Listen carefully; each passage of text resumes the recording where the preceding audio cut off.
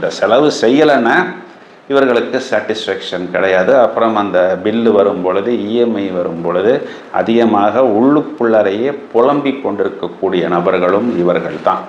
ஏன்னா இந்த குரு பகவான் தனக்கு 2ஆம் வீட்டில் அவர் நீசமடைகிறார். இவர் தனக்கு 8ஆம் இடத்தில் அவர் உச்சமடைகிறார்.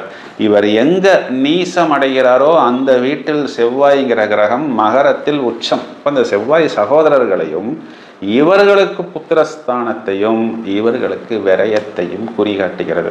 இப்போ அள்ளி அள்ளி தனது குடும்பத்துக்காக செலவு செய்யக்கூடிய நபர்கள் இவர்கள். ஏன் இப்படி செய்கிறார்கள் அப்படின்னா, நாம் பார்க்காத ஒரு உயரத்தை, அந்த உச்சத்தை நமது குழந்தைகள் அடைய வேண்டும் அப்படிங்கிற ஒரு வெறித்தனம் இவர்களிடம் காணப்படும்.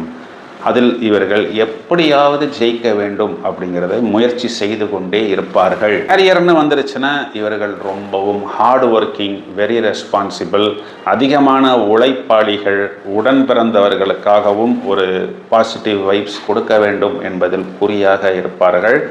பலரை நம்பி ஏமாந்து அந்த ஒரு ஏமாற்றத்துக்கு பிறகுதான் அந்த நபர் நெகட்டிவான பர்சன், அந்த பெண் நெகட்டிவான பர்சன் அப்படிங்கிறதை இவர்கள் உணர்வார்கள்.